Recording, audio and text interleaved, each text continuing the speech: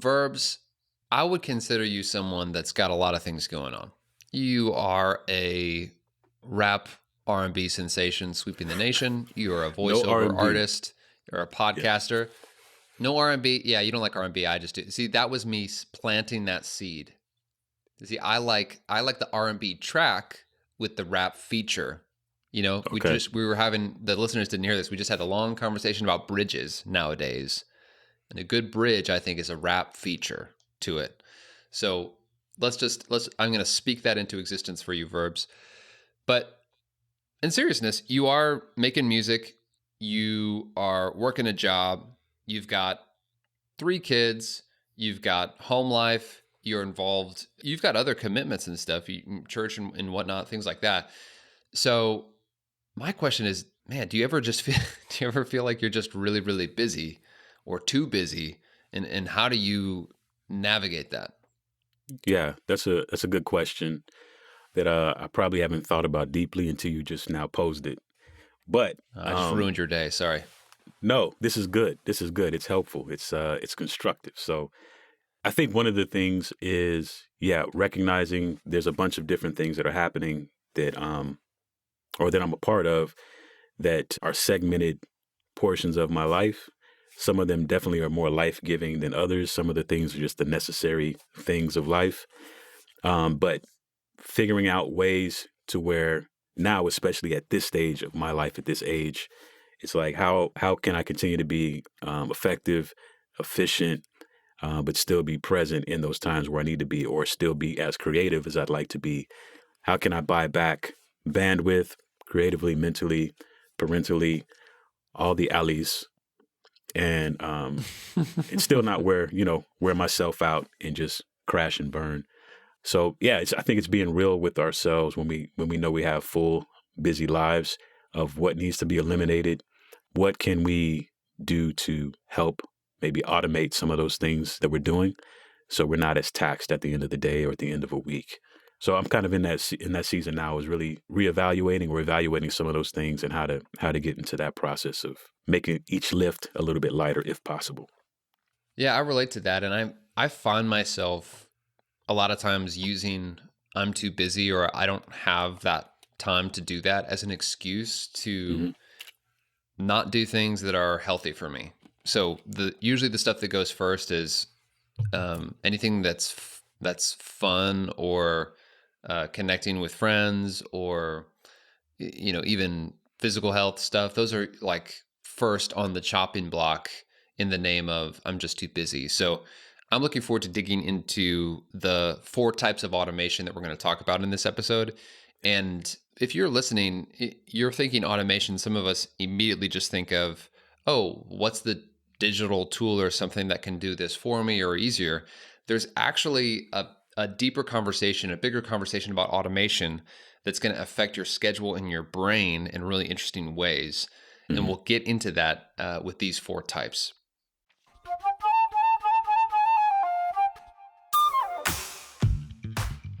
Welcome to another episode of Focus on This, the most productive podcast on the internet, so you can banish distractions, get the right stuff done, and finally start loving Mondays. I'm Verbs, here with Blake Stratton and our producer, Nick. Happy Monday to you both. Happy Monday to you, Verbs. Good to see you again. Happy Monday, Verbs. Good to see you. Happy Monday, only Verbs. Just one specific greeting back is what you'll receive. All right, so for all the busy people out there, we're talking about 4 types of automation that you can introduce to help free up some of that life capacity and some of your time, and actually use it for rejuvenation, which is also important. So number 1 type is rituals. This is an interesting type of automation, Verbs, because on the face of it, you might be listening and going, how is a ritual an automation? I'm still just doing the stuff, right? I'm still just doing all the things.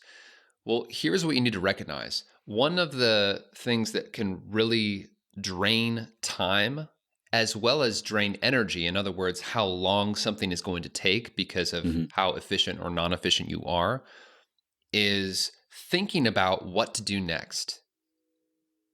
thinking about and deciding, using your executive function to go, what do I need to do next? Sure. And this is where rituals can become really important because it's going to reduce that drag on having to make those decisions. And it's also going to reduce the need to be constantly checking on stuff. So here's an example, Verbs. One of the rituals that we prescribe to people is a workday startup ritual. Hmm. Now, a lot of people have trouble keeping their email open and checking their email and getting lost on a rabbit trail of responding to emails. Well, what we would recommend is put checking your email and checking Slack or internal messages or your task manager, roll all of that into a set apart workday startup ritual so that you can become aware of what you need to be aware of, decide what you're going to do, maybe translate some of the to-dos into your full focus planner, and then you can close those apps. At the very least, close them for an hour, 2 hours. See if you can Yeah. make it all the way to lunch because you have that ritual, it's done. You go through that routinized process, then you can give yourself fully to the important work. And in so doing, yes, you're still doing those tasks, right? But because it's automated in ritual form, you've reduced that cognitive load so you don't have to think about it or make decisions. And you're also going to position yourself to not dip back into distraction and waste time throughout your day. Does that make sense? Did I explain that okay? I think that's excellent. I think what's important is something that you brought up, something as simple as your workday shutdown. Because I kind of think of automation as, that's the app that runs in the background. It's still doing what it needs to do, but just at a lower energy output. So the idea about having a workday shutdown, part of that is it helps you close those loops that you spoke of. Because if you don't have that moment in your day where this is implemented, then a lot of that stuff bleeds over, and it's not just a task that's done the next day that you have to do when you get back into work, but that's also running in your head that, I forgot to do this. So now I got to figure out when to fit that into the next day or what's going to happen if I don't get to it in time. And all that is still energy that often robs you of that rejuvenation that you probably want to be involved in when you're off of work and you're at home and you're actually trying to rest. So that's a helpful point that you brought up with that, Blake.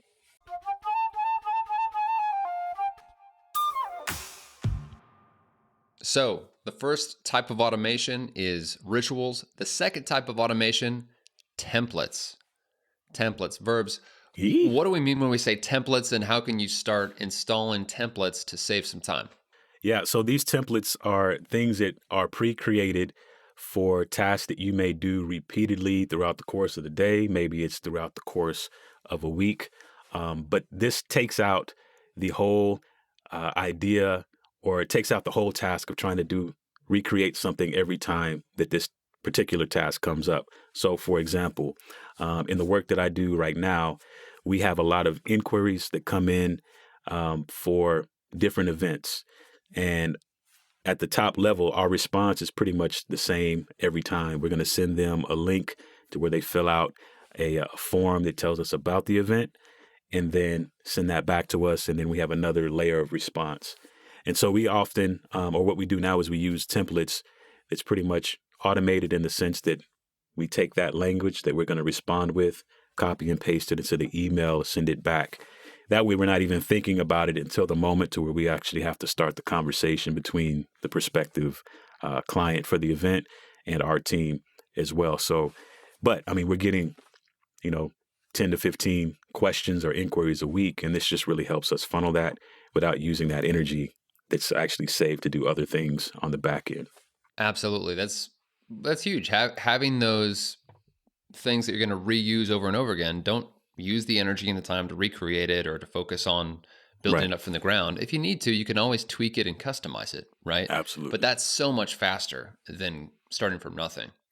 In a similar way, you can use templates for your week. So this is a little bit like our first type of automation with rituals, but expanding that out to a pre-organized or set use of your time and energy through the week. We call Hmm. that the ideal week. So we've talked about this before, but if you want to experiment with this, go to fullfocus.co/ideal week and you can download an ideal week template and you can begin to organize your time in your week and think about, where are my recurring meetings? What are the things I've got to do every day? And start to move things around so that you can save time rather than figuring out every week, when are we going to have this type of meeting? Even we're recording this podcast right now, and we shifted from emailing back and forth, connecting. Hey, are you free this day, this day? And we're like, no, it's the second and fourth Tuesday every month. That's what we do. And so that's baked in, and that's become, part of our template essentially for scheduling. So that's a great way to save some time. Start to use templates. Yeah. And if I can add before we go on to this next type about the ideal week, it helps you say yes to those things that you should be saying yes to, and then also say no to the things that probably don't need to be a part of your calendar, at least for that week. That's a great point. Because the end goal, right, is we're aiming for getting that time back for rejuvenation purposes. So sometimes finding that no is hard to do, but that ideal week would definitely help you get the no's in the right place as well as the yeses.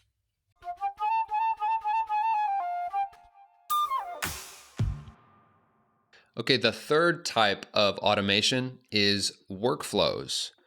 Workflows. So when we're talking about workflows, verbs, processes, plans, checklists, really builds off the previous point of templates. But instead of, for instance, like a template of a contract that you have to send, or a template of a canned email response or something like that, this is going to reclaim the thinking time that comes from how to go about a certain process or a recurring task that you do. So this could be things like meal prepping each week, to have a workflow of, hey, we do this on Saturdays or Sundays, and we take a batch of time and we go through the process of, here's what we'll have every night for dinner, and here's ways that we can prep for that so that we don't have to spend as much time cooking or deciding or shopping on Wednesday. Things like that.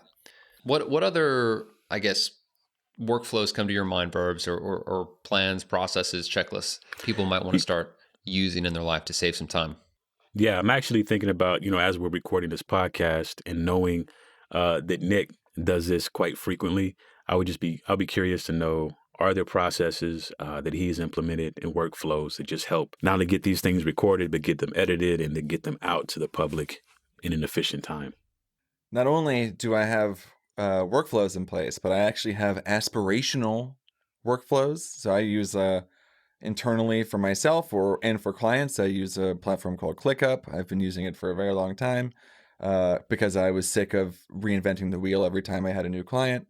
And then there's actually steps on my workflow that I go, one day I'm going to pay someone else to do these steps. They're earlier. It's like processing steps or collection or whatever. And so, in fact, honestly, I probably should thin them out because it's not happening right now. But I see it, and I'm ready. We're positioned for those things. So without a plan, I don't have a very organized mind. I'm not saying it's bad. I'm just saying that my mind by default is sort of like, let's grab a bunch of stuff, and I can get stuff done, but without a plan in place, nothing would ever get done around here. So definitely having a specific set order of things that I can communicate to anyone I'm working with is very helpful. And I'll just add this quickly. I mentioned, before us templatizing the events, the inquiries that we get. And then on the back end, we have a whole separate process for when an event is booked, and now we're going to start advancing that event, whether it be a reception of some sort, whether it be a concert.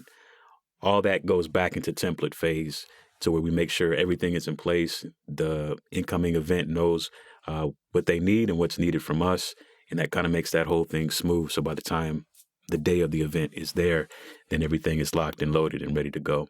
So the templates are a part of the process as well.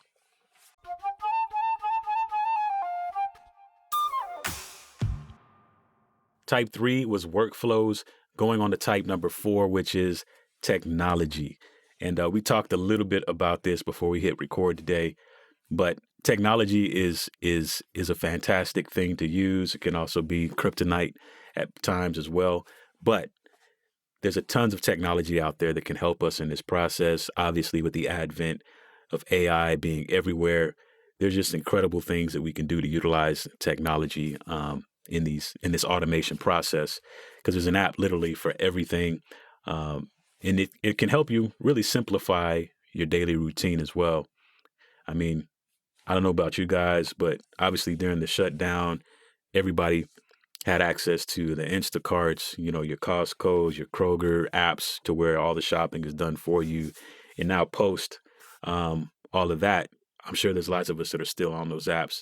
Even if you just say, hey, put this stuff in a box or in a cart for me, I'm coming to pick it up. But what other ways do you guys find yourselves utilizing technology that really helps out your automation process? An app I live by, and I'm glad as more people have started to use this, and it's not weird to send this, is Calendly to schedule Oh, yeah, events. Like absolutely. I have different events that are, with clients, with prospects, with even, friends sometimes who just want to connect. And to just reduce the going back and forth of, hey, when's works for you? Does that work for you? Or let's do this, but just send, hey, here's this link. Would you mind using this to find a good time? I was working with a client recently, and she was just telling me, she gets all these interruptions, or clients will come in or they'll want a response on when they can come. She's a CPA, so she's, a lot of, traffic coming into her office and people asking about stuff, and some meetings going long, some going short. And I said, hey, have you tried using this app that can just automatically confirm when you're available, when you're not available, and people can choose what works for them? And she was a little nervous about it. And she's got dozens of clients. And she emailed me back a week later. She said, Blake, Calendly is changing my life. And I only had one client that was a little, maybe snarky about it. But this Hmm. has been a huge game changer. And it's just one of those little things, right? There is an app for everything. You don't need an app for everything. But think about what is really placing a drag on your time and energy, Right. and maybe doing a quick Google search on that, or asking a friend how they do that to save some time. Yeah. That's good. I think, like you mentioned, just thinking about those trouble spots of things that are taxing your time, that going back and forth to try to lock in a meeting or a lunch. It's taxing your mental capacity in a way that you're probably unaware of, because you haven't experienced the freedom of an app like a Calendly. But just thinking through those trouble spots, I think will help you identify an app that could be a solution for you. Because Calendly is huge, especially you're already identifying the times of when you're not available, and then those available times outside of that is what people can book your time for, which is, again, you don't even have to think about it outside of preloading it with when your unavailable time is. That's a I good don't one. use this app because it does not apply to my life. But when I heard about it, I thought, for some people, this feels huge. And that is an app, and I'm not even gonna, it's not a specific app. It's a family. It's just, because I can't recommend anything, but there's Mm. several apps that you can sign up for that will actually like fill your car up with gas. It's Oh, something that Michael Hyatt has talked about Mm-hmm. Mm-hmm. before. And if you're doing a lot of commuting and you go to work, they'll come by absolutely. and they'll fill your tank up for you. You never have to go to the gas station. I heard it and I was like, I almost wish I worked somewhere else so that this made sense, Hey, but because it even if you're at sounds so home, convenient. yeah, Well, you can do it at home too. We just don't go yeah. anywhere ever. So, but that's something, if you're listening to this on a commute right now and you're looking at your gas tank and you're going, I gotta stop on the way home. Perhaps you don't have to. There's a way to make it happen where somebody will come by and fill your tank up for you. And there's several apps for that.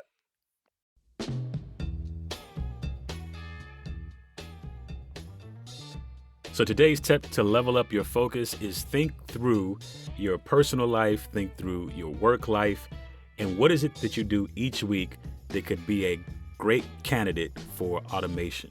How can you automate that thing really to help you get rest and rejuvenation built back into your week? Thanks for joining us on Focus on This. This is the most productive podcast on the internet, so share it with your friends, your family, your loved ones, and share it with your enemies as well. Maybe there's not such a big difference, a big chasm between you as it might feel. Maybe they just are struggling to love Mondays. So share this with them as well. And don't forget to join our Full Focus Planner community on Facebook. We'll be back next Monday with another great episode. So until then, stay focused. Stay focused.